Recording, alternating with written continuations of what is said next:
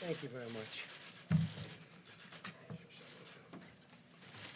Just before we begin, I want to mention we're working very hard, long on getting a young group of people out of Peru. We've removed some, and the rest are being removed with the cooperation of the Peruvian government. And we're also dealing with Honduras on getting some people out that got caught up, and we are working on that very well, again, with the Honduran government's work, and they're working with us, so I appreciate that. We have a couple of other locations that we'll report to you, and we were able to get a young woman released from a certain area who was being horribly accosted, horribly treated, and we spoke to General Milley. General Milley took care of it. We went in, and we got her out, and we'll report further on that one. But it's that was rough stuff. I want to thank General Milley. I want to thank all of the people that were involved and the people that went in to get her. I want to thank you very much. As we continue to marshal every resource at America's disposal in the fight against the Chinese virus, we're profoundly grateful to our nation's state and local leaders, doctors, nurses, law enforcement, and first responders who are waging this battle on the ground. It is absolutely critical that Americans continue to follow the federal government's guidelines, so important, about social distancing, non-essential travel, and hand washing. Defeating this unseen enemy requires the help and commitment of every single American. I want to just say that Senator Rand Paul, a friend of mine, he's been a great friend of mine. He's been always there when we needed him, when the country needed him. And as you know, he just tested positive. Jose Diaz-Balart, spoke to him yesterday, tested positive. And some people are they're getting quite close to home. And it's a terrible thing that's going on. The hidden enemy, I call it the hidden enemy. And I think they'll all be fine. I hope they're going to be fine. But I just want to send our regards, and I think I can speak on behalf of our country, to those two great friends of mine. We're working urgently with Congress on legislation to support the millions of workers, small businesses, and industries who have been hit hard by the virus through no fault of their own. Our goal is to get relief to Americans as quickly as possible so that families can get by and small businesses can keep workers on the payroll. This will help our economy, and you will see our economy skyrocket once this is over. I think it's going to skyrocket. It's a pent-up demand. It's a built-up demand, and I guess you really have to say who knows, but I think it's going to be a tremendous day when we win this war, and we will win the war. We want to win the war with as few, if you look at it, just deaths as possible. We want to have as few number of deaths as possible. Today I'm announcing action to help New York, California, and Washington ensure that the National Guard can effectively respond to this crisis. The National Guard, these are tremendous people. They're fully on alert. We've signed what we had to sign, and it's been activated. We're dealing also with other states. These states have been hit the hardest. Actually, pretty much by far, you could say the hardest. Everybody can see that. Just look at the numbers. And through FEMA, the federal government will be funding 100% of the cost of deploying National Guard units to carry out approved missions to stop the virus while those governors remain in command. So the governors locally are going to be in command, and we'll be following them, and we hope they can do the job, and I think they will. I spoke with all three of the governors today and just a little while ago, and they're very happy with what we're going to be doing because we'll be announcing some other things for those three states and some other states where it's hit the hardest. This action will give them maximum flexibility to use the Guard against the virus without having to worry about costs or liability, and freeing up state resources to protect the health and safety of the people in their state. The federal government has deployed hundreds of tons of supplies from our national stockpile to locations with the greatest need.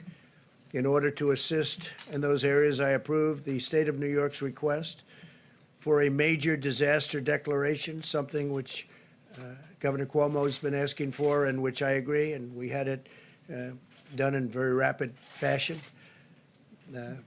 We approved this on Friday evening, and we are working very, very hard to get all of these things not only signed up, but completed and finished and win. The request from the state of Washington for a major disaster declaration was approved just a little while ago, went through the process, and we moved it very quickly. The request from the state of California was just received, and we will have it approved very quickly. We'll be working, I told that to Gavin Newsom, and we're working on getting that done very quickly. It'll be done maybe tonight. We have large quantities of medical equipment and supplies on the way, based on all of this, to those states, including respirators, surgical masks and gowns, face shields, coveralls, and gloves, with large quantities already delivered to Washington and to New York. In addition to large quantities of supplies, I've also directed FEMA to supply the following: 4 large federal medical stations with 1,000 beds for New York, 8 large federal medical stations with 2,000 beds for California, and 3 large federal medical stations and 4 small federal medical stations with 1,000 beds for the state of Washington. The governors know. The supplies en route to California and New York will be delivered within the next 48 hours. In addition, the Naval Hospital ship, the USNS Mercy. It's incredible ships. These 2 ships are incredible, one on the West Coast, one on the East Coast, will be deployed to Los Angeles to add emergency surge medical capacity, and they have a tremendous capacity. They are really something.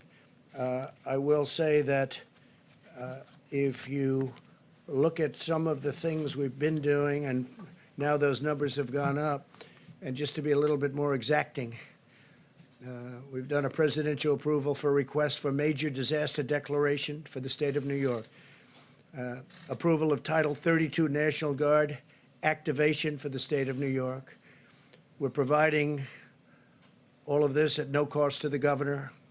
I spoke with Governor Cuomo. He's working hard. We're all working hard together. The relationship has really been amazing. But it also enables the governor to provide robust National Guard support to the state, and the 25%, we're going to be waiving that, the 25% cost. We're picking up, we'll be coordinating, and they'll be doing something with very special people. Mission assignment of the U.S. Army Corps of Engineers to provide support to build out alternate care sites. They're doing various alternate care sites, which have now been designated by New York. 4 large federal medical stations of 1,000 beds. These are very complex places, actually, with great equipment and great people.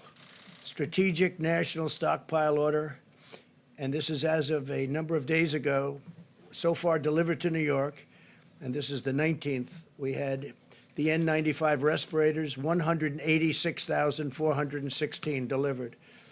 We've delivered 444,078 surgical masks. Many have been delivered since then. Face shields, we've delivered 84,560 face shields. Surgical gowns, 68,944 to New York. Coveralls, 352. Gloves, 245,486. Also, to New York, in terms of what's been delivered just since then, the numbers are quite large, and we have tremendous numbers of companies also making equipment. For the state of Washington, we've delivered 369,000 N95 respirators, 507,406 surgical masks. And this is as of about 3 days ago. face shields, 63,788 face shields. Surgical gowns, 107,850.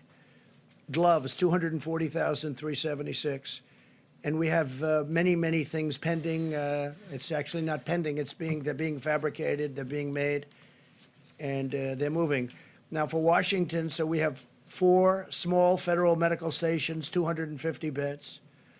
And for Washington, state of Washington, we have 3 large federal medical stations, 750 beds. And then you have, as I said, the approval of the Title 32 National Guard. State of California, again, to be very precise, we're going to have the approval of the Title 32 National Guard activation. And we're providing all of this, again, like in New York, at no cost to the governor, meaning to Governor Newsom and the state, no cost to the state. It enables the governor to provide robust National Guard support to the state. So they're going to have control of the National Guard. Federal government sending, these are incredible people that are being sent.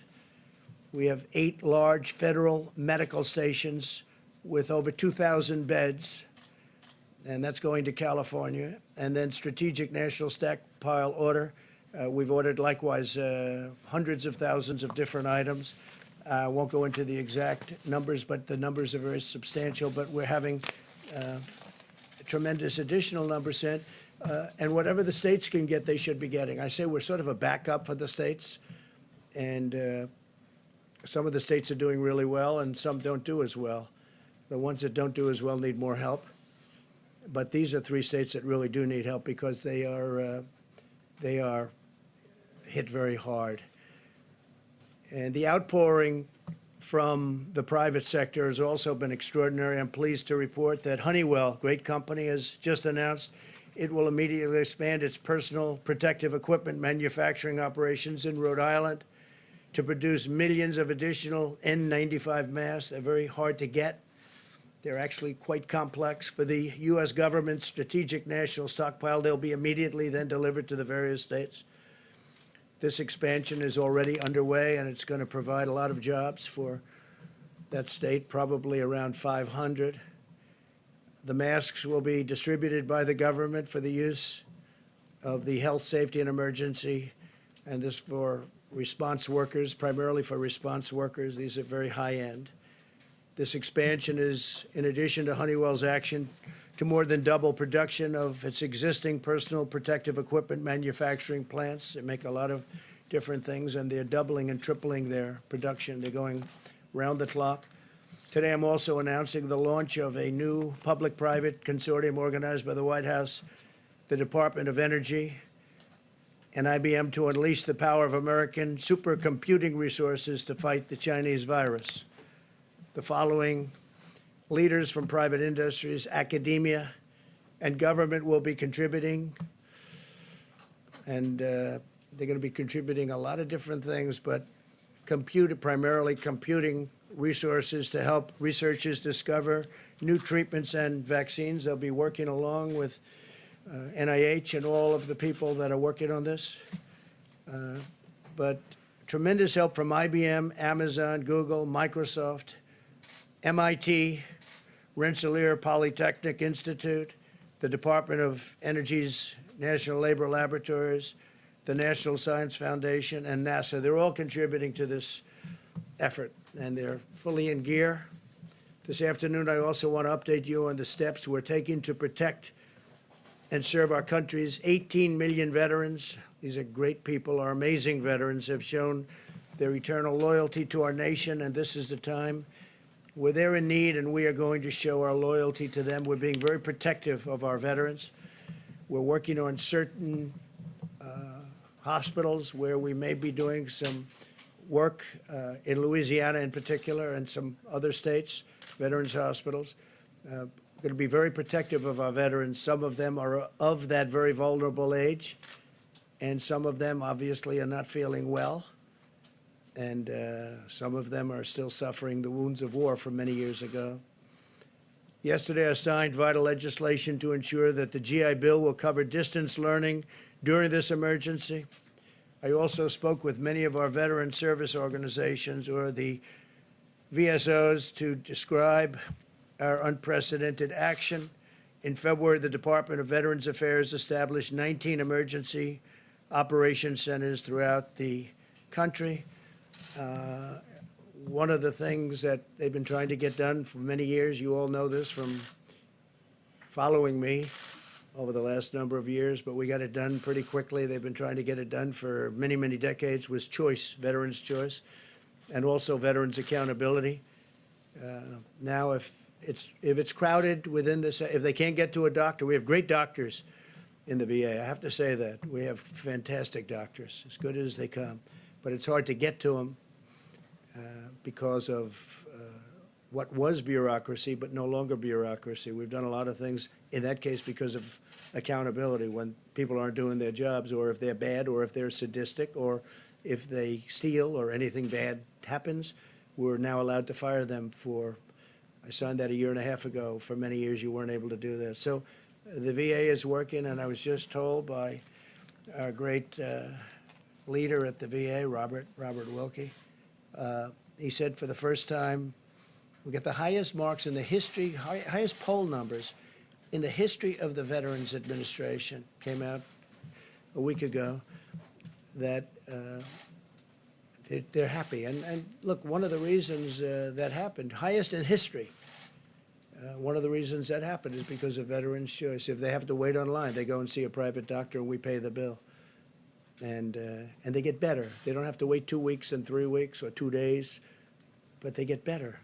And a lot of times they waited so long that they would have a problem and it would end up being terminal because they couldn't get the kind of treatment that they deserve. So highest poll numbers, highest approval numbers in the history of the VA. I was just given that information yesterday.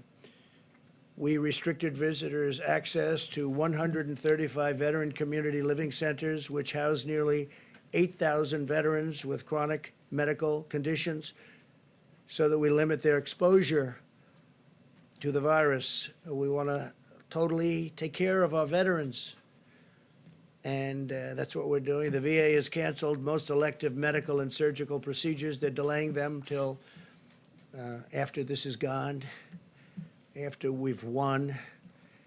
We began providing life-saving care to patients who had symptoms across the 171 VA medical centers nationwide. That's a big deal. Under my administration, the VA has also been a leader in expanding telehealth. Telehealth is becoming a bigger and bigger factor in medicine. This month, we have taken bold action to cut through the red tape and make telehealth available for millions more Americans during this crisis. They can speak to a doctor from the safety of their home rather than risk becoming infected or making a tremendously long trip, when, frankly, you'll speak to a great doctor right from your home. It's happening, telehealth. We're very much at the forefront of that, too. We're very proud of it. And it also takes a big burden off our system. We continue to accelerate the development of safe and effective vaccines. We're also aggressively investigating a number of antiviral therapies and treatments to determine their potential in reducing the severity and duration of the symptoms. And you know how I feel, because how I feel is on Tuesday, they're going to be starting it on Tuesday morning. And we're going to have some medications delivered that we're going to see if they work. They certainly are effective in other ways, and they are safe from the standpoint is that they're not killing people. We're not going to have that. So a lot of great things have been happening in that regard. I just want to finish, and then we're going to ask a couple of people to say a few words that have been so much in the forefront of this incredible job that we've all been given. But I want to say that I know that this is a challenging time for all Americans. We're enduring a great national trial, and we will prove that we can meet the moment. I want to assure the American people that we're doing everything we can each day to confront and ultimately defeat this horrible, invisible enemy. We're at war. In a true sense, we're at war, and we're fighting an invisible enemy. Think of that. For those of you who are feeling alone and isolated, I want you to know that we are all joined together as one people eternally linked by our shared national spirit. We love our country, a spirit of courage and love and patriotism. No American is alone as long as we are united, and we are united. We're very united. People are saying things now that 3 weeks ago, they didn't talk that way.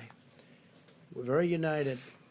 No force is equal to the strength of really a unified America, united America, an America like we have it right now. For those worried and afraid, please know as long as I am your president, you can feel confident that you have a leader who will always fight for you, and I will not stop until we win. This will be a great victory. This is going to be a victory. And it's going to be a victory that, in my opinion, will happen much sooner than originally expected. It's now attacking, the enemy is attacking 144 countries at this moment. 144, that's unthinkable. There's never been anything like this. And it's vicious. It is vicious. Some people recover well, and some people have a hard time. We all know that. But we will be totally victorious. We will then get our economy up to a level that it was, and in my opinion, beyond, because that will be a pent-up demand. There is a pent-up demand, and a lot of great things will happen. But I'm very proud of our country. I'm very proud. I'm very proud to be your president, and it's just something that's just, you're very special people. So thank you very, very much. And I'm going to ask, if I might, a combination of Pete. Why don't you start off? Okay, please. Thank you, Mr. President. Thank you. Just a little bit about what we're doing in Washington, California, and New York. We understand that the states of Washington, New York, and California are the areas seeing a steady increase in COVID-19 virus cases. In order to assist with additional needs identified in those areas, the state of New York was approved for a major disaster and declaration this morning. Washington State was also approved earlier today. California submitted their request, and the President will consider it immediately. We have medical supplies en route to these states, including respirators, surgical masks, gowns, face shield, coveralls, gloves, with quantities already delivered to both Washington, New York, and California. And we anticipate additional supplies to be delivered within the next 42 hours to all these states. Under President Trump's unprecedented national emergency declaration on March 13, FEMA is assisting state, local, tribal, and territorial governments, including reimbursing eligible emergency protective measures taken at the direction or guidance of public health officials in response to this emergency. All 50 states, the District of Columbia, 5 territories, and 2 tribes are working directly with FEMA under the nationwide emergency declaration for COVID-19. With the assistance of the FEMA regional administrators who are throughout the country, we are working to address the needs of state and local officials everywhere. States, tribal, and territorial governments do not need to request separate emergency declarations to receive FEMA assistance under this nationwide declaration. The emergency declaration does not authorize direct financial assistance available to individuals such as disaster unemployment assistance or other needs assistance at this time. Just a note on the USNS Mercy. Based on analysis of potential needs for hospital beds on the West Coast, the decision was made that the USNS hospital ship Mercy would have the greatest impact in California. The Department of Defense has been given direction to dispatch it to Los Angeles immediately.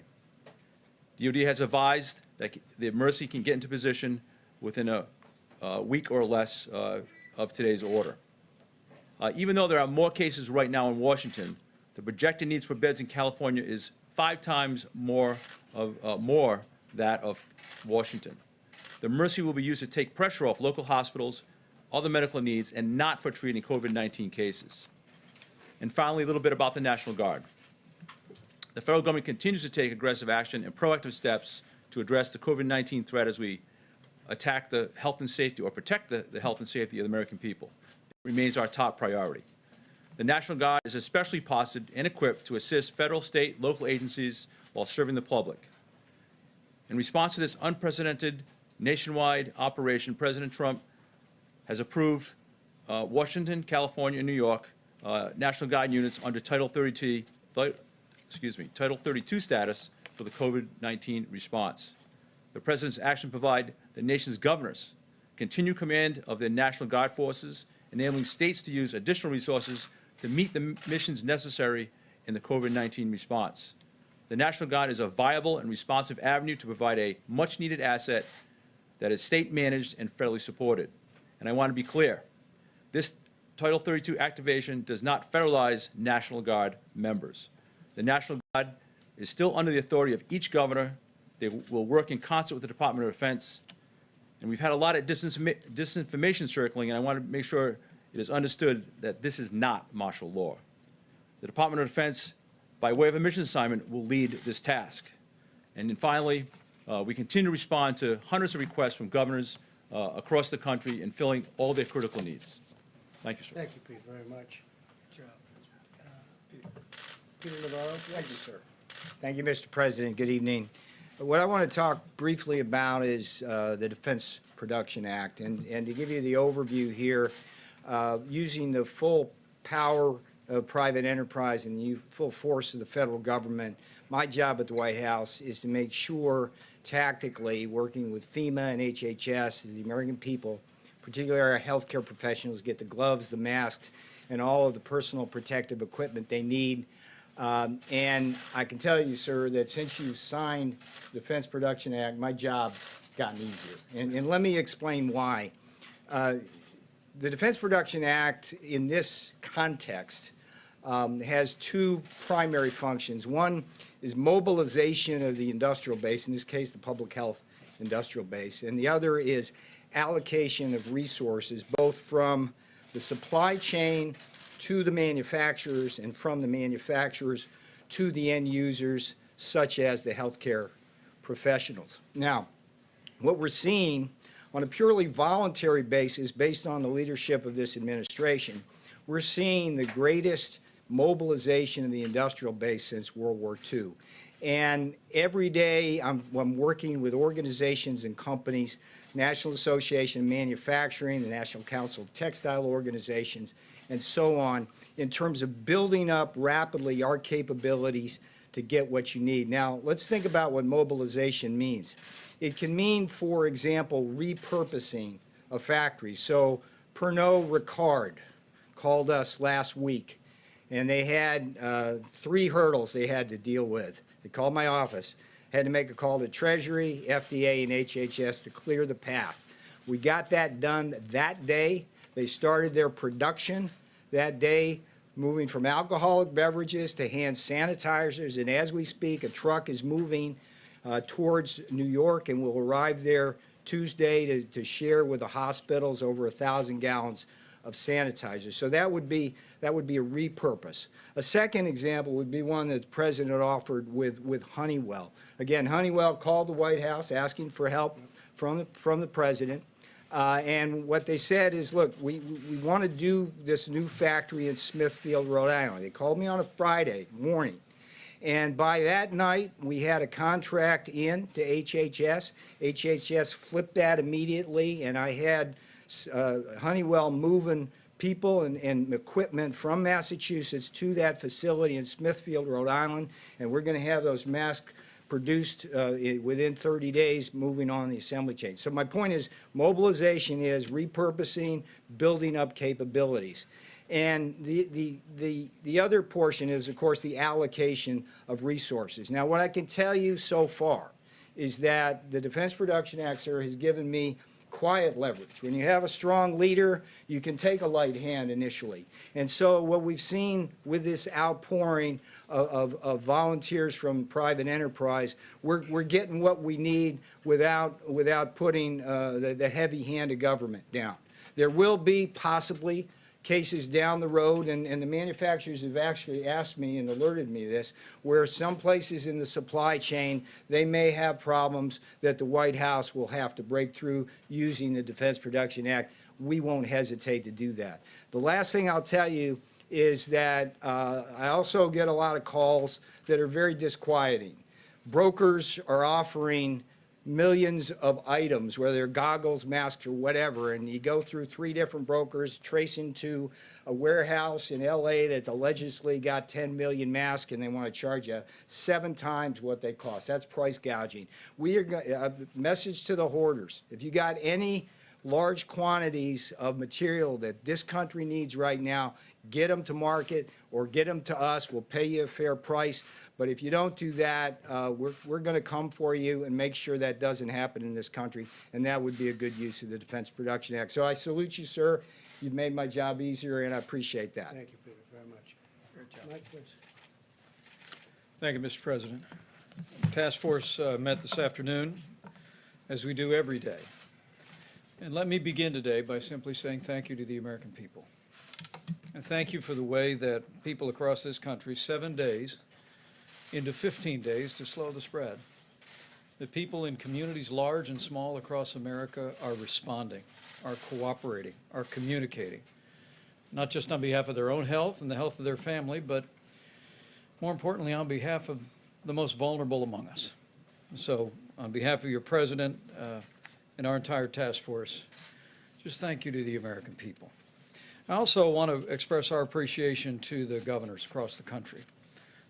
President today just announced action in New York, California, and Washington State as the latest demonstration that this administration will do whatever it takes to support the leadership at the state and local level as the American people confront the spread of the coronavirus. The legislative efforts that are underway, being negotiated on Capitol Hill as we speak, the bipartisan spirit that's taking place there, that's reflected in all of our interactions with state leaders around the country, is a great credit to the nation. But it should be a great encouragement to the American people that your government at the federal level, at the state level, working with courageous healthcare providers all across America, are coming together to meet this moment. And that is the way our system works. It's extremely important that the American people recognize that one of the things that makes America different is that we have a system of federalism, and that by putting FEMA in the lead, the president has emphasized that our response to the coronavirus is in the anthem of FEMA, it is locally executed, state managed, and federally supported. We want the people on the ground, the decision makers, to have what they need. We want states to be able to manage the unique circumstances in their states. And whether it be the legislation moving through the Congress or the efforts the President announced today, major disaster declarations, Title 32 on the National Guard, resources flowing, hospital beds flowing, we're going to continue to make sure that our states have what they need to meet this moment. Our task force continues to focus on the priorities the President's given us. They are testing, mitigation, and supplies. And on the subject of testing, as is evident to people across the country, testing is more and more available every single day. We'll be detailing tomorrow from this podium the progress that we are making on tests.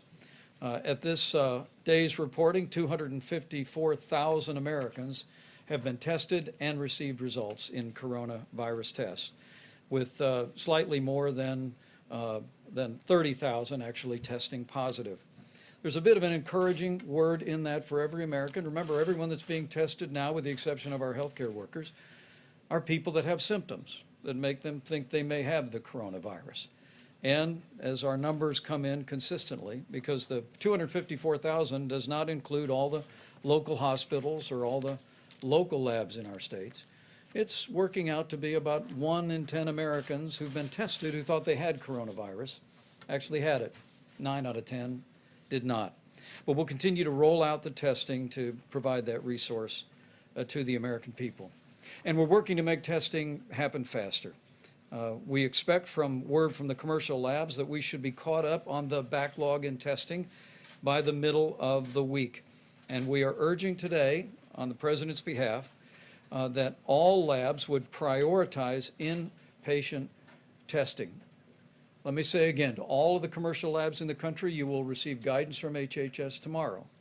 But on behalf of the President and the White House Coronavirus Task Force, we are urging all commercial labs to prioritize inpatient testing. We want people that have been checked into a hospital that are being treated for what they suspect to be coronavirus to receive those tests more quickly. Also, I'm pleased to report that yesterday the FDA approved an emergency authorization on a new test that should be in production by the end of March. It actually would be a coronavirus test, the results of which come back in 45 minutes. And we're also working, the FDA is working with manufacturers around the country to come up with even faster, more innovative tests. And as we told our governors in several calls this week, governors and state health officials should simply contact FEMA for the latest information on testing solutions. Let me also say, tomorrow when we gather at this podium, we'll be unveiling, with Dr. Bob Redfield in the lead, new guidance for people that work in law enforcement, first responders, people that work in what we call critical infrastructure in the country. It was in early March the CDC issued guidance for people that were asymptomatic or did not have symptoms, but who had been exposed to someone with coronavirus. We gave them guidance about being able to return to work wearing a mask for 14 days. And tomorrow at this podium, CDC will unveil, in cooperation with the Department of Homeland Security, new guidance which will make it possible for people that have been exposed to return to work more quickly by wearing a mask for a certain period of time. Let me also amplify a point on behalf of the President and on behalf of the State Department about Americans abroad. You know, one of the reasons why the United States is in a different position today than portions of Europe are, and China and elsewhere, is because the President suspended all travel from China. He suspended travel from Europe and the UK and Ireland. But the State Department is working around the clock to assist Americans who may find themselves overseas. They're able to come home. There's no barrier to Americans coming back to American soil. They're screened when they come home through a series of airports. But we're aware that with flights being canceled, some Americans have found themselves unable to find a way home. And as the President said, we've been working very diligently through the State Department to make it possible. Their commercial flights have been chartered. We're also working with the military for a backup on flights. At this point, the State Department has brought more than 3,000 Americans back home. But speaking to the Secretary of State today, he wanted me to share a website and a phone number for any American that might be looking on from overseas. You can call the Smart Traveler Enrollment Program at 1-888-407-4747. Or you can go online at step.state.gov. This will allow our embassies and consulates to gather important information about your situation and work to facilitate to bring you home.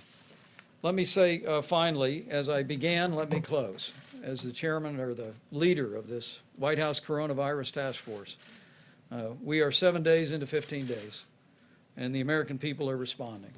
Because as we speak about supplies, as we speak about testing, the most important thing every American can do is heed the guidance and the direction from your state and local officials, particularly in areas where we have widespread coronavirus infections. But for every American putting into practice these measures that the President alluded to at the very beginning of his remarks is a way that we can do this, America. That we can lessen the magnitude of the coronavirus in our country with the cooperation, compassion, generosity, and prayers of the American people. We can slow the spread, we can protect the most vulnerable, and we can heal our land.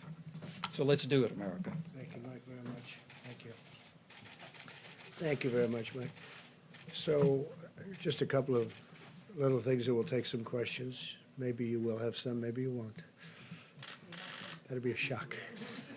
You'll shock the American public. But I have to say on the testing, if this works out, and we think it might, the new test will be a very simple one, much easier than the existing test, which is quite complex and not a lot of fun to take. And this will be a game changer. But remember, we inherited a broken, obsolete system. It was good for a small number of people, but not good for the millions of people that we're talking about. And we've made this into a system that no matter where you go in the world, that's where they're going. That's what they want to do. That's how they're going to be doing it should something like this happen again. So our people have done a fantastic job, really a fantastic job. And I hope the new test works out. We'll know fairly soon, I think, Doctor. We're going to be knowing about that fairly soon. Hopefully it'll check out or test out. And we certainly are looking forward to that. That will be a very simple test by comparison. Won't be unpleasant at all. And one other thing, the ships. So we have the Mercy, and it's going to California, as you know. That's on the West Coast now. And you have a sister ship that's essentially a twin. They're incredible. I mean, they're incredible ships. I've seen it. I've seen one of them, and they are unbelievable what they can do and the capacity. Many operating rooms, you know, they're wartime ships. They're meant for war. Many, many operating rooms, stainless steel. These rooms are as good as there is anywhere in the nation, actually. I spoke with Governor Cuomo. We had a great conversation today, a number of conversations, actually. He's working very hard. And we are going to be bringing that ship, that's called the Comfort. So you have the Mercy and the Comfort. The Comfort's on the East Coast. And that ship will be coming over the next 3 weeks, 3 or 4 weeks. It's being, it was in the middle of maintenance, and we are moving the maintenance very, very quickly, and we're also supplying the ship simultaneously. It's actually big supplies going into those ships, big. And that ship will be coming up here over the next few weeks, and we'll probably be putting it in New York Harbor. And we're making arrangements for that also as to where it's going to be docked. So you have the Mercy and you have the Comfort. They'll be coming up. The Mercy will start very, very quickly. It'll be arriving in Los Angeles pretty soon. So we look forward to that. A question? ABC, go ahead. Thank you. First of all, Senator Paul testing positive. When's the last time you had in-person contact with him? Gee, I think it was quite a while ago. I don't But know. also, It's been a long time. On top of Senator Paul, now 4 senators are in isolation, and the rules say that in order to vote, they have Who are to be they, there. please? Who are they? Romney, Senator Lee, Senator Gardner, Senator Gardner, Senator and Rick Scott. Senator Rick Scott. Also, 2 of them were in contact I with. guess Rick is with coming Rand out. Paul. The critical stimulus package vote expected. Romney's soon. in isolation? Yes. Yes. Gee, that's too bad. Go ahead. Detect sarcasm there, No, sir? no, none whatsoever. Do you think that Congress should consider changing the rules to allow them to vote remotely if it comes to this critical stimulus I package? was thinking about it today, and I'm saying, you know, you could have a lot of senators and a lot of House members. I spoke last night with a very, very good man who happens to be in the House, as you know, and he's just started, and he tested positive. So you could have a large number of people in there from Congress. You could have, between House and Senate, you could have a large number. And I think it's something, at least, I mean, I fully understand why you should be there. I think it may be a constitutional reason why you should, but we could be in a position where I would certainly be in favor of it, where they could vote from a certain outside location. I would be in favor of it. I was thinking about it today. I mean, we could be in this, look, with what's going on, nobody's ever seen anything like this. You could have a lot of people in there from Congress. And it would certainly be, they may tell me there's a reason constitutionally, and there may be, but I would be totally in favor of it on a temporary It basis. does seem like negotiations still have a ways to go on the stimulus Yeah. package. Are you concerned about the timing at all and the Well, message it sends? we have an interesting thing. You know, we all want to get to the same place, but we have different. We want to, and I just wrote this down just a little while ago. We want to protect the worker very much. So do they. So do the Democrats. We also want to protect the worker through their companies. We don't want to necessarily. We're going to help the worker anyway, but ideally they can go back to one of their great companies. You know, you have great companies that are in financial trouble now, and we need money to help those companies so they get back into where they should be, health. You know, most of these companies 4 weeks ago were having the best year they've ever had. Last year was the best year, almost all of them, other than Boeing, which is incredibly had problems, big percentage of GDP. But we have to be able to work with Boeing. Boeing was a great company and will be a great company again, I think, shortly. So we have to work with the companies, and they don't want to do that. It's crazy. They don't want to do that. I don't want stock buybacks, so I don't know where the problem is there, but I know that's one of the things that they're talking about. I do not want stock buybacks. I don't want to give a bailout to a company and then have somebody go out and use that money to buy back stock in the company and raise the price and then get a bonus, okay? So I may be Republican, but I don't like that. I want them to use the money for the workers. I want them to use the money for the company, to help the company in the airline business to take care of their planes and all of the things they have to do, including buying new planes. But I don't want stock. I don't want to have any stock buybacks. The Democrats are with me. I don't know what the problem is on that one because I can't imagine that is too tough. We want to be able to take care of our people. You're going to have things coming up. We're going to have some of the elements that they're talking about. They're down to, I mean, literally 95% of things that you would think that they wouldn't agree, and you'd think the Republicans wouldn't agree to it. And unemployment, as an example, is one of the things they talk about, and unemployment insurance. I think we're very close on that, but right now they're not. So right now they're not there. But I think that the Democrats want to get there, and I can tell you for a fact the Republicans want to get there. And I don't think anybody actually has a choice. It's a bold package. It's a big package. We do have money for, one of the things is we do have money for saving small businesses. I don't imagine the Democrats, because we have a lot of money set aside for small businesses. We also have a lot of money set aside for big businesses, the big, powerful companies that were powerful 4 weeks ago, and today they're overextended. Look at the cruise line. That's a tremendous business, a big business, very important to Florida. And it's unthinkable a month ago. It's just unthinkable. They were setting all sorts of records. They're building new ships. We can't let the cruise lines go out of business. I mean, that would be massive numbers of jobs for our country, and actually for the world. But for our country, it's a massive business, and it doesn't take much to keep them going. So we have to provide for that.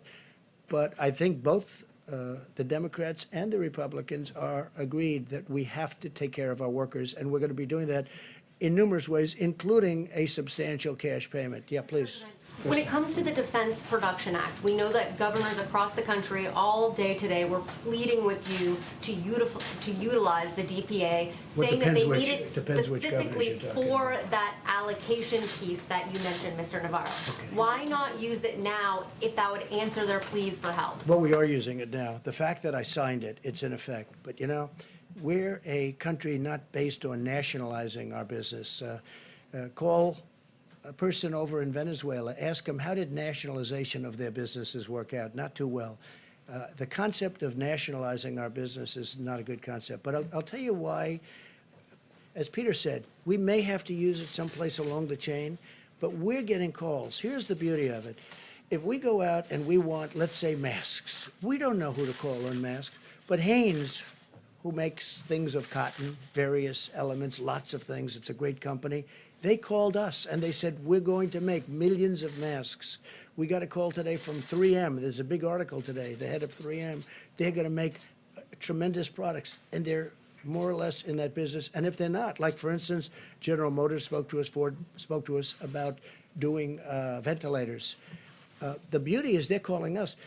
If you go the national route, nationalization route, we're going to tell a company to make a ventilator. They don't even know what a ventilator is. In the case of one company, they used to make them years ago, and they know how to make them. It's a very complex piece of equipment, frankly. So what we're doing is, I think Peter said it maybe better than anybody's going to say it. We have the threat of doing it if we need it. We may have to use it somewhere along the supply chain in a minor way. But we have millions of masks being done. We have respirators. We have ventilators. We have a lot of things happening right now. So just the threat of using it. But using it's actually a big deal. I mean, when this was announced, it sent tremors through our business community and through our country. Because basically, what are you doing? You're talking about you're going to nationalize an industry, or you're going to nationalize. You're going to take away companies. You're going to tell companies what to do. The truth is, most people, nobody would know where to start. There are companies out there that you wouldn't think of that have called us that say, we can do ventilators. We used to do them years ago, and they can do them in large quantities. If I call companies and say, you build ventilators, they don't even know what a ventilator is. So it's really working out very well. One of the reasons I read the numbers to you is because we've given vast numbers of just about everything. We've taken it out of our supply, and we're restocking our supply. But we're really backing up the governors. The governors have to go out, do their things, and you have a lot of governors, they've done a fantastic job. You have some that haven't. Usually it's the ones that complain that have the problems. But we've had a great relationship, as an example, with Governor Cuomo, with Governor Newsom. We've had a great relationship with the state of Washington. Those are three hotbeds. Those are three hotbeds. Now, we're also dealing with other states. As the Admiral said yesterday, we're dealing with all of the states, actually, in one form or another. Some are very affected in a very minor way, where you have 2 people or 3 people. And I don't even mean deaths, I mean literally cases.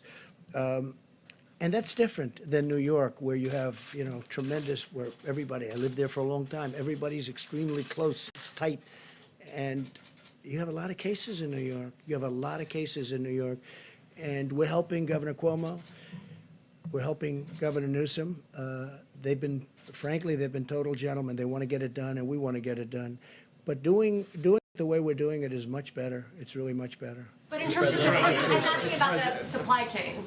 It's about allocation, not about manufacturing. So the companies, it's not But about it all comes from, nationalizing yeah, the companies, you're it's right. about And the allocation. We coordinate with the states, and we are coordinated with the states, and for the most part, the coordination's been very good. Look, 3 days ago, I had a phone call with all the governors. I actually allowed the press to stay. They weren't supposed to stay. And one person in the media said, that was surprising. It's actually a little risky doing that, because we had Democrats and we had Republicans. And, you know, they're politicians, and they always have something to say. Well, I took a lot of calls, and we really didn't get one nasty or bad response. They were thanking us for the job we did. And I had the press standing, I don't know if you were there, I don't think so. I had the press standing there watching. They weren't supposed to be there, but I said, let them stand there. The governors were very complimentary, very, very complimentary. And I watched over the last few days Governor Cuomo. I watched Gavin Newsom in California. I watched both of them, and they've been, you know, very complimentary. And those are really the hotbeds. And so we want to keep that going. I'm very proud of this country, and I'm frankly very proud of a lot of the politicians that normally we're fighting with. We have different views on things, you know, a little different view. But we're going to get to the same place. We have different views, but we're going to get to the same place. Yeah, please. Yes, I wanted to ask if you're considering an executive order to free elderly, nonviolent criminals from federal prisons? We have been asked about that, and we're going to take a look at it. It's a bit of a problem. But when we talk about totally nonviolent, we're talking about using totally nonviolent prisoners. We are actually looking at that, yes. And a quick I wanted to ask also, your administration eliminated a key position in China in July, a medical epidemiologist embedded in China's disease control agency, and it was just months before the first cases were spotted in Wuhan. So the question is basically why the post was eliminated, and Well, I if that could ask anybody. Would you like to take that one, Bob? But you know, this is just like all of the other stuff that you, not you, but that the press was asking, all of which turned out to be, we actually gave CDC more money, not less money. They said we defunded. It turned out it was more money. Every one of those things that were said were 100% wrong. And this sounds like another one of them, but anyway, go ahead. Yeah, as you know, CDC has offices all around the world right now to do our function to detect and prevent and respond to outbreaks where they occur. The China office is actually being augmented as we speak, and we've been embedded there for over 30 years. There's a reason they call it the Chinese CDC, because we've had that productive partnership. Mr. President. And I wish, again, our relationship with China is a very good relationship. I wish they told us 3 months sooner that this was a problem. We didn't know about it. They knew about it, and they should have told us. We could have saved a lot of lives throughout the world. If you look at what's happening in Italy and Spain and a lot of other countries, we could have saved a lot of lives throughout the world. Kelly? Mr. President, given the diagnosis for Senator Paul and people being self-quarantined, what concerns do you have about the direct threat to the function of the Senate, the ability to get this important package that people are waiting for passed? And should Americans be expecting you to extend the 15 days, given the climate of how this is spreading at this point? Well, I hope we won't have to. It's possible, but we'll have to see how that works. As far as the Senate is concerned, we are looking at some, some of the folks are feeling very good. Some are quarantined, but they're negative. It may be totally fine, okay? Others are positive. We're just finding this now for the first time. I mean, over the last 2 days, we found that. Do you see it as a threat to the aid package that Americans are waiting for? No, I don't see any threats at all. Honestly, I don't see any threats at all. It'll all work out. It is a question, and a very good question, I thought, that we are considering. Now, I don't know if you can do it constitutionally, but we are considering letting people vote, senators, congressmen and women, vote from a separate location, from a outside, namely a hospital or a home, depending on where they are. So we are looking at that. It's a little trickier question, most people would believe, but we are looking at that very strongly. Mr. President, speaking of this, I think Kelly was kind of alluding to it. While we've been up here, they weren't able to get the 60 votes to move the package for the cloture vote. I'm just curious, just your reaction to that, sir. And then, what is Mitch McConnell telling you and Secretary Mnuchin? Well, we're dealing with them all the time, and we're dealing with Mitch. We're dealing with the other side. Everybody wants to get there. We'll see what happens. I think you'll get there. It's to me, it's not very complicated. We have to help the worker. We have to save the companies. Because as soon as we're finished with this war, it's not a battle, it's a war. As soon as we're finished with this war, our country is going to bounce back like you've never seen before. But we have to get it to that position, and we have to make sure that those companies are whole, that they haven't been disbanded. Because if you do that, it's going to take much longer. So in a way, it's being penny wise if you don't. But we want to help the worker. We want to help the companies that the workers come from. Because if those companies go out of business, and that includes small businesses, we have a tremendous amount of small business work in there, you know that. Once they go out and they don't come back, that's a much longer period of building. You mentioned off the top, sir, I apologize. There was a woman that was an American that was she being tortured? What was going on there, sir? Bad things were happening to her in a certain country, and we're really under the feeling that we should keep it somewhat private until she's already been freed. And I have to tell you, General Milley and his people were unbelievable. They were not playing games. General Milley does not play games. He's a very interesting guy. They got her out. They got her out of a certain country where she was seriously abused, accosted, and whatever the maximum word is, other than death, that happened. But we got her out, and she's okay, and she's back with her parents. Can I ask you one last question, sir? And something I've just been curious about. Previous crises like the tsunami, Katrina, past presidents, they've called their predecessors and said, hey, I need you to step in, do something like that. Do you have any interest in reaching out to Presidents Bush, Obama, Clinton, Carter, or talking to them? I'm just curious if that's something you would consider or not. Look, I have the best people in the world. I think we're doing an extraordinary job. If you look at, let's say, the H1N1, you look at that was a disaster. That was a tough period of time for our country. You look at so many other things that weren't handled very well, whether it's Katrina or something else. Look, I respect everybody, but I feel I have an incredible team, and I think we're doing an incredible job. When you look at the job we're doing, and all you have to do is look at the approval numbers on the job we're doing, I think we're doing an incredible job. So I don't want to disturb them, bother them. I don't think I'm going to learn much. And, I guess you could say that there's probably a natural inclination not to call. Now, if I felt that if I called, I'd learn something, and that would save one life. It would save one life. Okay? I would make the call in 2 minutes, but I don't see that happening. Please. Can I ask you about the comments that a couple of your former aides have said today? Gary Cohn said, is it time to start discussing the need for a date when the economy can turn back on, whereas Steve Bannon is saying, drop the hammer today on the virus, we're going to have to take the pain up front, we have to shut it all down. I saw both. I want to ask you about the tension between the economic pain we're suffering and, of course, the virus itself and the casualty and deaths from that. Well, look, I'm of the opinion we have to do great during this 14 days, during the 15-day period. We'll know at the end of 14 days, pretty much, we're going to have a pretty good idea how we're doing. I think you have to shut it down and you have to see, but there'll be a point at which we say we're back in business, let's go. That Those point is two coming sooner. statements are not mutually exclusive, you understand. I saw both of them today. Well, I think And they Steve- sort of- Steve they Bannon's arguing intermesh. for more of a shutdown Well, than we are now. he's calling for a faster, just a brutal shutdown, and then open up maybe a little bit faster. So, you know, there's that fine line. Look, we did a big shutdown when we wouldn't allow people from China that could have been very seriously infected, that were, when we cut that off very early. And then we cut Europe off very early, as you know. So that was also very When do you early. start opening Main Street Well, back I up? can't tell you that. What I have to say is that I think we're going to have good results. I think the American people have been amazing. I think our stimulus package will get done, and it will be a tremendous package.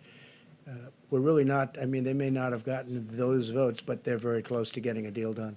So I'd be surprised if they didn't. And if they don't, I think, frankly, the American people will be very upset with the Democrats because the Republicans are ready to approve a deal. So the only reason a deal couldn't get done is pure politics. Yes, please. Mr. President, despite your differences with New York City Mayor Bill de Blasio, he says that the city is going to run out of basic hospital supplies by April. How do you prevent New York City from becoming the next Italy? Well, he should have, you know, the hospital systems in various places. Some have been stocked and ready to go for nothing for this, nothing. This is beyond anything that anybody ever thought possible. I think you could really say this. Nobody can really doctor, nobody can really say, oh, gee, this will happen. This is a very unique, and hopefully it will be unique for, you know, many, many centuries, you know, for a long time. Hopefully we don't see this again. But again, the systems are supposed to be ready, willing, and able. They're supposed to be ready to go. We are helping them a lot, and I have great love for New York City, and I have great love for New York State, and we're going to help them a lot. I mean, I was just saying, we're sending our ships up there. We're sending more than just this ship.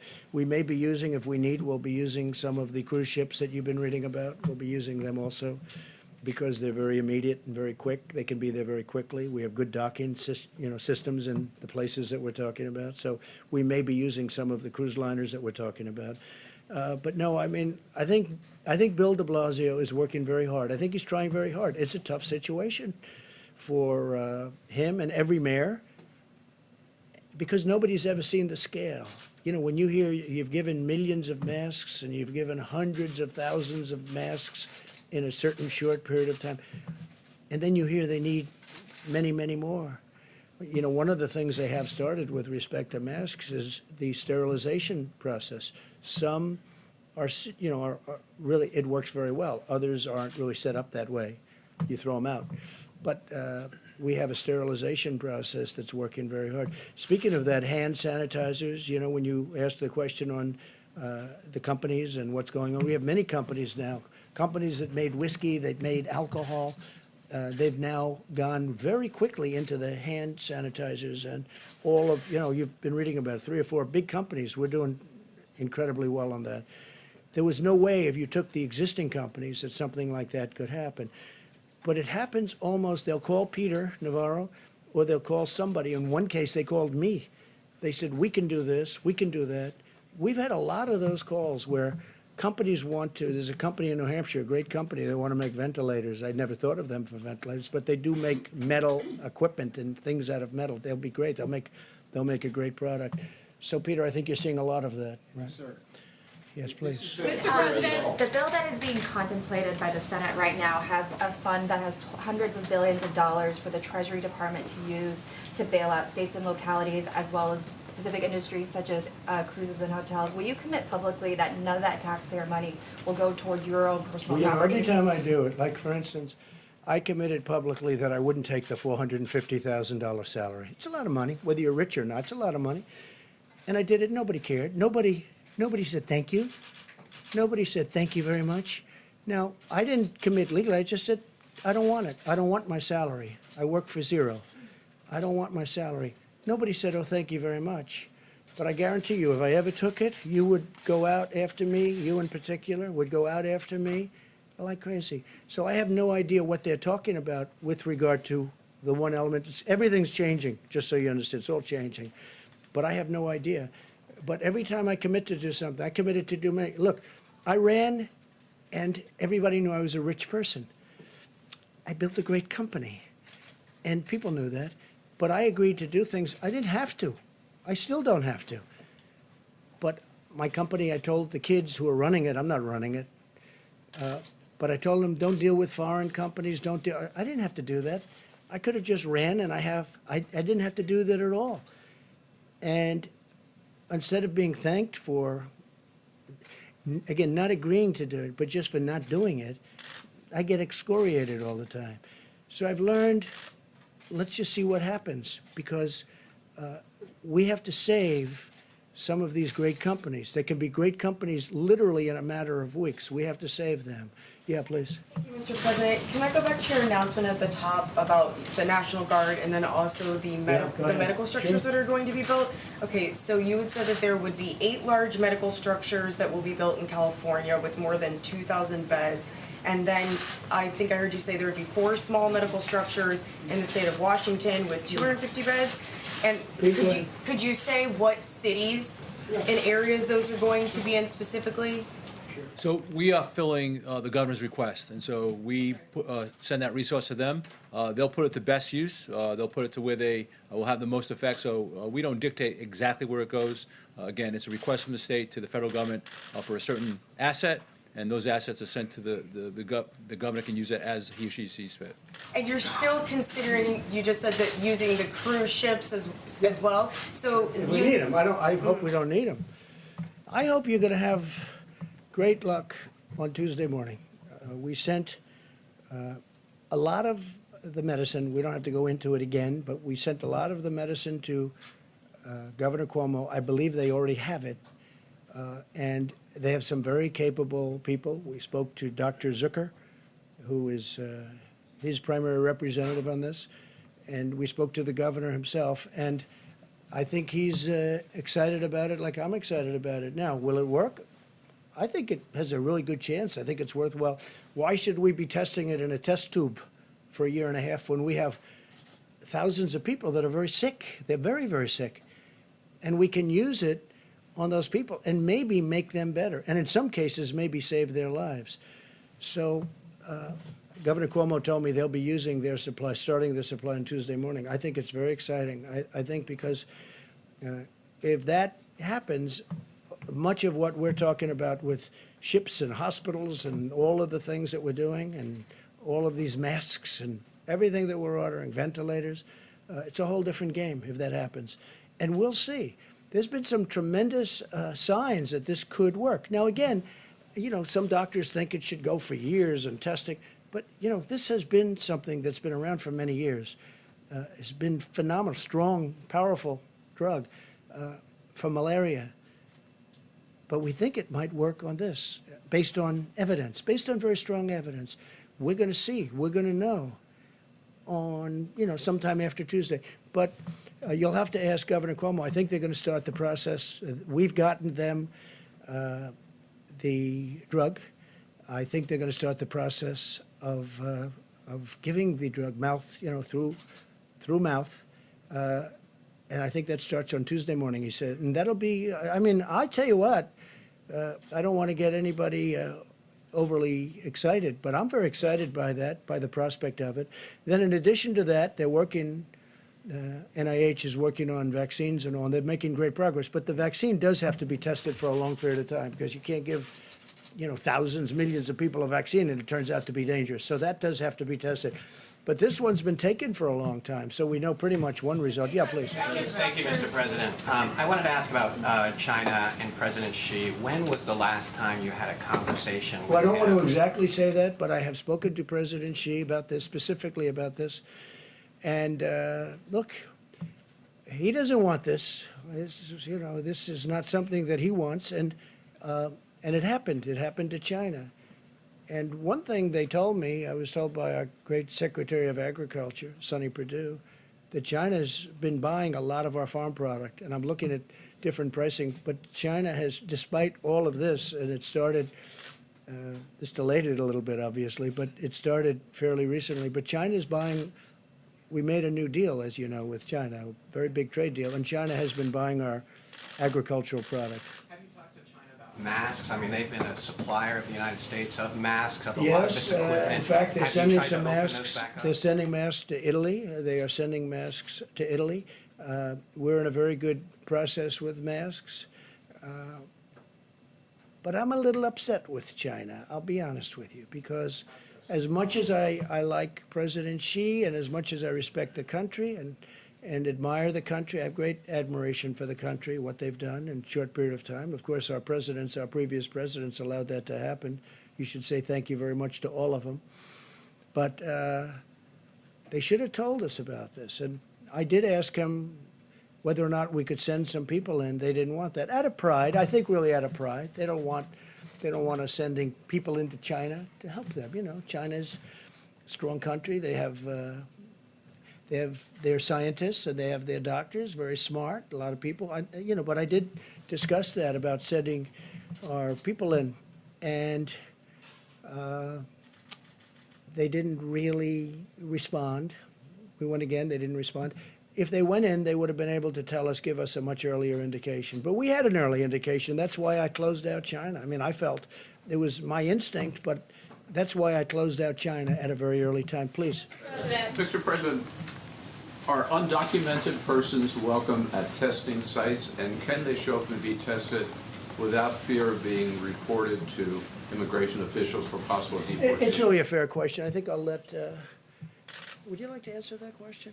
Please, Absolutely. please. Surgeon General. We know from a public health perspective that it is important that people who have symptoms can get tested, but as you heard earlier, we are Regardless of citizenship. well, we know that the virus doesn't judge based on where you're from, and so it's important that we try to get people tested who have symptoms. But the important thing that we really want people to hear is that inpatients need to be tested.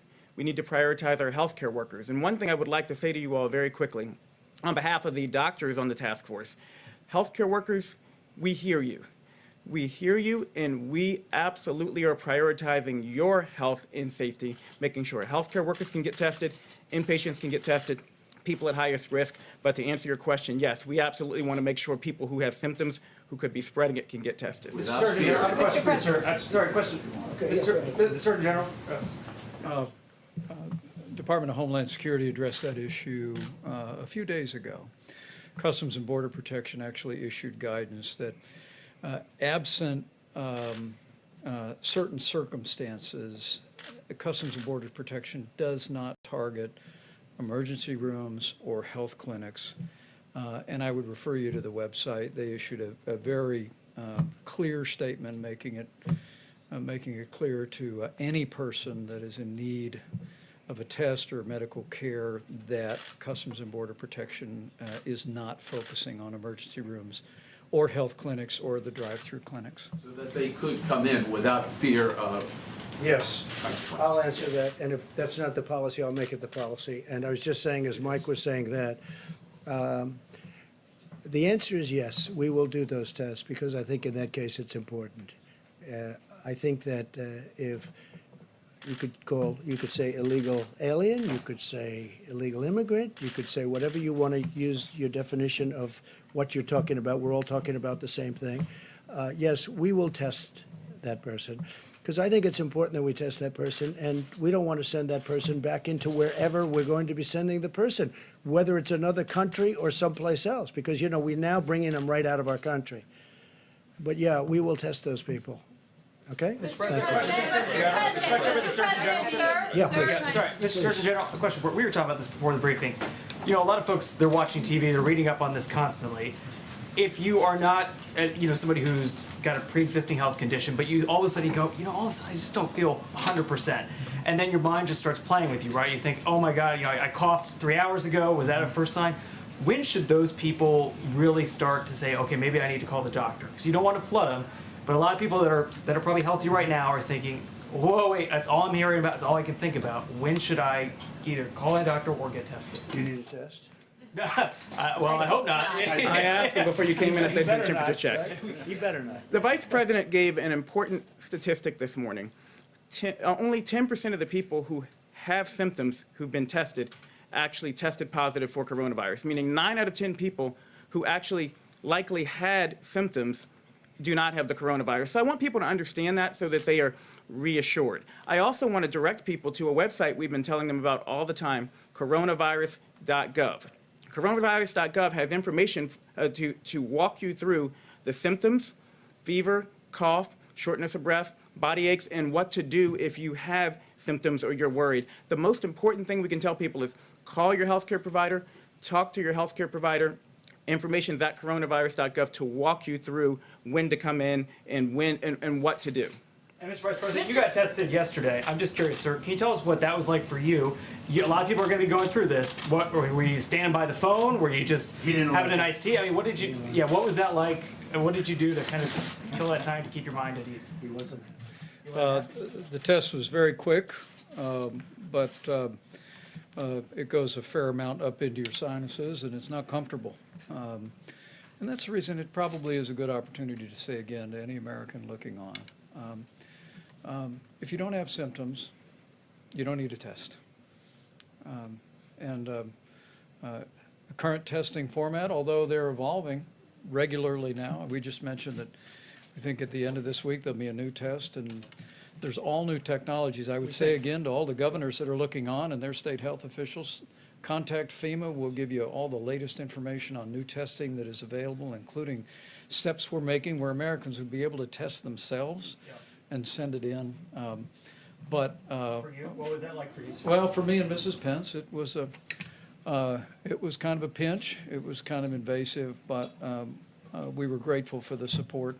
Walter Reed Hospital processed the test very quickly. They had a lab at the hospital to be able to do that, and gave us the results quickly. But it also informed me. We were wondering during that time as a family. And it's one of the reasons the President's made it such a priority that we brought all these commercial labs together. And now more than 250,000 tests have been done. We believe we'll be caught up, if you will, by the middle of this week on a backlog of tests. But we announced today that we are directing commercial labs to prioritize people who are in the hospital for tests, as we want to continue to work with new technology and with the new focus and guidance from HHS to get the results of that as quickly as possible for every American. So if they have coronavirus, they can be properly treated, or they can have the peace of mind that they may have some other respiratory ailment, but not that. Mr. President. And you know, anybody that knows Karen Pence knows this, because the Vice President told me, he said, she actually handled it better than him, right? That's true, right? I didn't handle it so well either, don't worry about it. President, Speaker Pelosi earlier today said that the House may introduce its own bill. A, are you willing to work with the Speaker on a House bill? And given what happened in the Senate just a short time ago, what are you willing to do to get this bill over the finish line, given the urgency? Secondly, did you send a letter to North Korea's Kim Jong-un seeking cooperation with the coronavirus? And if so, what type of... With numerous countries. If they need help, we'll give them help. There's nobody has what we have, especially with the new tests that are coming out. North Korea, Iran, by the way, and others. We are open for helping other countries. And there's a very serious time, and North Korea is going through something. Iran is going through something very, very strong. Iran is really going through a very difficult period with respect to this, as you know. So I've put the, it's really a glad hand, it's all it is, to North Korea, to Iran, and to many other countries. And we're working with, as the doctor can say, we're working with many countries with respect to the problems that they have. Again, it's over 140 countries right now, but North Korea, Iran, and many other countries, we will help, and we're willing to. As an example, this new test, if this new test works out, where instead of going through what we all went through with this rather difficult test, to put it nicely, we would have, is that just a swab on the tongue, doctor? Or how does that work? It's a similar swab, but they can work in doing it in the Not to the same, not to the same. all the way It doesn't go all the way up and hangs right under your eye, right? So that's a tough test. So if we do that, the procedure, the test, and nobody has this in the world. Nobody has this. This is developed by us. We think it's going to be certified soon. We think it's going to be very good. But if we have that, we'll be able to help a lot of countries. Please. What about Speaker Pelosi, sir? What about Speaker Pelosi? We're going to work with everybody to see if we can get something done. Please. I mean, just to follow up on that, are you willing to work directly with Speaker Pelosi? Yeah, we'll as work she with writes a House bill? whoever we have to. We have to help the American worker. We have to help the countries from which the American workers, I mean, they came out of these companies, they were doing phenomenally well. You saw where payroll was going way up, where wages were going way, way up. There's never been a time like this. We can't lose those companies, and we want the worker to be happy. And we're being, I think, more generous than anybody's ever been. We want to take care of the worker, but we want to make sure that when we win the war, it's only a question of, it's when, not if. When we win the war against the virus, we want to make sure those companies are ready to charge forward, not that they've been disbanded because we were penny wise and dollar foolish. There are factories around the world that produce medical protective equipment that are used in European hospitals. They've been certified for use at the highest level in European hospitals. Yeah. Is the FDA and your administration willing to look at a waiver for that equipment to be sold from those factories? Well, we were asked that question a little while ago, and the answer is we may, but we may not need it.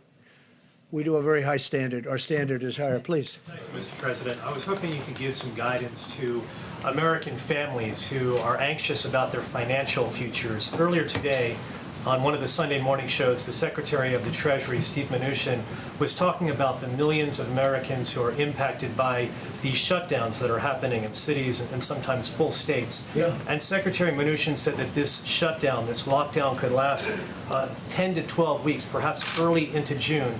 Given that, would you consider another fiscal stimulus, another check to these families? We're going to see what happens. Hopefully we won't need it, but we might. But we're going to see what happens. Look, the greatest thing we can do is win the war. The war is against the virus. That's the war. We do that, everything, I really believe everything's going to fall into place. It's going to be beautiful. I call it a pent-up demand. People are dying to go out to a restaurant. People are dying to go onto airplanes. I think there's a tremendous pent-up demand. You may be surprised to the degree. I think it's going to go very rapidly because this wasn't a financial crisis, just the opposite. This was a medical crisis. Did you sell stocks, Mr. President? Did you or your family sell stocks? No, I don't have stock. I own things that... Make any alternates to investments in advance of this? No, I don't even think about it. You know, it's very interesting that you ask a question like that. You know, nasty question, and yet it deserves to be asked, I guess. What I've done by deciding to run, I knew this the first day. I said, if I win, it's going to cost a lot of money. It cost me billions of dollars to become president, to be president of the United States, in things that would normally be run at a certain thing, even people that don't like me because they think I'm too tough on the border. Now, some people love me for it. Other people don't like me at all. You know, it's very funny. My wife, we were at a charity event in New York City. I had just announced that I was running, and we were at the Robin Hood Foundation at the convention center, which now we're going to be converting to hospitals for Governor Cuomo, right? And I was walking in, and there was a smattering of boos and a smattering of cheers. I was getting both. And our very popular First Lady, she's turned out to be a very popular, people have great respect for her, but a very popular First Lady said to me, that's strange. I've never heard anybody booing you. That was very early on, because I think I called for strong borders, or I called for something that other people don't like, you know. And I knew this would happen. I knew it was going to happen. But the fact that I ran, and I knew as soon as I announced, when I ran, I said, it's going to cost me a fortune, not only in terms of actual costs. Look at my legal costs. You people, everybody is suing me. I'm being sued by people that I never even heard of. I'm being sued all over the place. And doing very well, but it's unfair. But I'll say this, in terms of running for president, and I don't think rich people, Michael Bloomberg spent now is determined almost $1 billion, and look what happened. I think it's very hard for rich people to run for office. It's far more costly. It's just it's a very tough thing. Now, with all of that being said, I'm so glad I've done it because, you know, there are a lot of rich people around, got a lot of rich friends, but they can't help and they can't do what I've done in terms of helping this country. We are doing things. We got sidetracked by the invisible enemy, but you know when you look at what we've done, I said before with the veterans, with all of the things we've done, especially choice, but when you look at all of accountability, when you look at all of the things that we've done, rebuilding the military, the tax cuts, which thank goodness we had the tax cuts because we had cushion. Oh, if without that, this would have been catastrophic. We had a big cushion. I mean, with all of the losses that you've seen in the stock market, we're basically back, and with this horrible thing, if this would have happened before, you would have had nothing left. This was all cushion. But I will say that it cost me billions of dollars to be president, and especially with all the money I could have made for the last 3, 4 years, and I didn't because I was being president. I have no interest in it. I'm allowed to. You know, I don't know if you know, George Washington, they say, he was a rich man, supposedly, relatively rich. And he ran the presidency, and he also ran his business. They say he had 2 desks. Nobody complained until I came along. I got elected as a rich person, but nobody complained until I came along. So it cost me billions of dollars to be president, and I am so happy I did it. Because who cares? Who cares? I'm really happy with the job we're doing, and I'm glad that this team and me are here for this horrible thing. I mean, it's a number of people have said it, but, and I feel it, actually. I'm a wartime president. This is a war. This is a war, different kind of a war than we've ever had. And when you look at the economics of the war, in the past, we used to stimulate to get people jobs. Now we're stimulating to protect people because we don't want them to work, because we want them to stay away from each other. We don't want them to gather, social gathering. So we're paying billions of dollars more than that so that they don't gather. They don't, because we have to defeat this virus, and we will. But it cost me billions and billions of dollars to be president, and I am so happy I did it.